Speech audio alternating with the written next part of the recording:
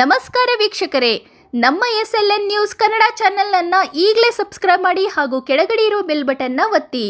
ಇದರಿಂದ ನಾವು ಅಪ್ಲೋಡ್ ಮಾಡುವ ವಿಡಿಯೋವನ್ನು ಎಲ್ಲರಿಗಿಂತ ಮುಂಚೆ ನೀವು ನೋಡಬಹುದು.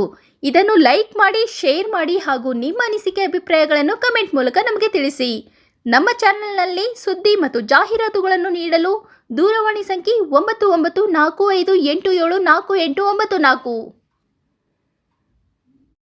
ಮಹೇಶ ಎಂತ ಪಾಪ ಇರ್ತಾರ ನಮಗೆ ಹೇಳ್ತೀಯಾ ನಮಗೆ ಹೇಳ್ತೀಯಾ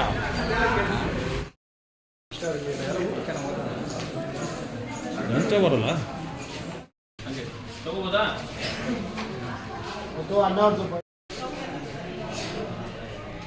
ಓಕೆ ಅಜ್ಜಿ ಹೋಗ್ಬಿಡಿ ಆ ಕಡೆ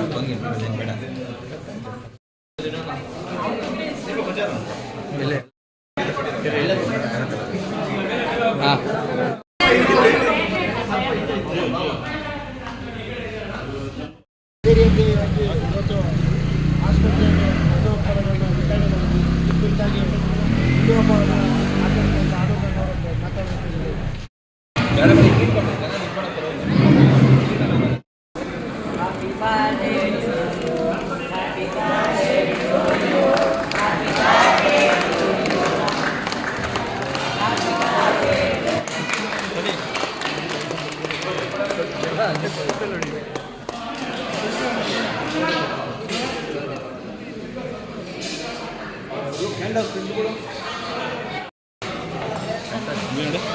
ಮೊಬೈಲ್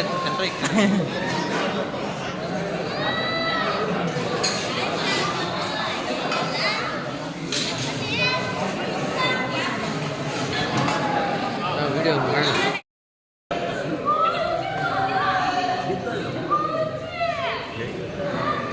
ಬಜ್ಜಿ ಅಂತ ಕೊಡಕ್ಕೆ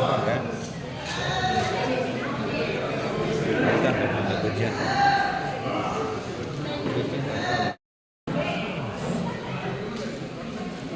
ನನಗೆ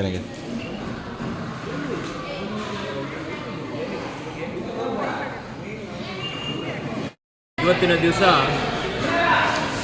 ನನ್ನ ಹುಟ್ಟುಹಬ್ಬವನ್ನು ವಿಶೇಷವಾದ ರೀತಿಯಲ್ಲಿ ಆಚರಣೆ ಮಾಡಬೇಕು ಅಂತೇಳಿ ನಮ್ಮ ಎಲ್ಲ ಮುಖಂಡರು ನಿಶ್ಚಯ ಮಾಡಿ, ವಿಶೇಷವಾಗಿ ಎಲ್ಲ ನಗರ ಮತ್ತು ಗ್ರಾಮಾಂತರ ನಮ್ಮ ಮೋರ್ಚಾ ಅಧ್ಯಕ್ಷರು, ಪ್ರಧಾನ ಕಾರ್ಯದರ್ಶಿಗಳು, ಮಂಡಲ ಪ್ರಧಾನ ಕಾರ್ಯದರ್ಶಿಗಳು ಎಲ್ಲರೂ ಸೇರಿ ಇವತ್ತಿನ ದಿವಸ ನನ್ನ 43ನೇ ಹುಟ್ಟುಹಬ್ಬವನ್ನು ಮಕ್ಕಳ ಜೊತೆ, ಅದರಲ್ಲೂ ಆಶಾ ಕಿರಣ ಅಂಧ ಮಕ್ಕಳ ಒಂದು ಆಶ್ರಮದಲ್ಲಿ ಮಾಡಬೇಕು ಅಂತೇಳಿ ನಿಶ್ಚಯ ಮಾಡಿರ್ತಾರೆ.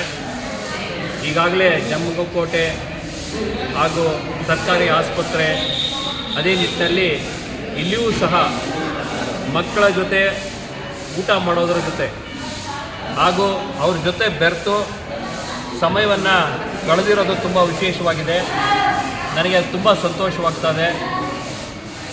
ಹುಟ್ಟುಹಬ್ಬವನ್ನು ಎಲ್ಲರೂ ಸ್ಟಾರ್ ಹೋಟೆಲ್ಸಲ್ಲಿ ಹಾಗೂ ಗೆಳೆಯರ ಬಳಗದಲ್ಲಿ ತುಂಬ ಅದ್ಧೂರಿಯಾಗಿ ಆಚರಣೆ ಮಾಡೋದನ್ನು ನಾನು ನೋಡಿದ್ದೀನಿ.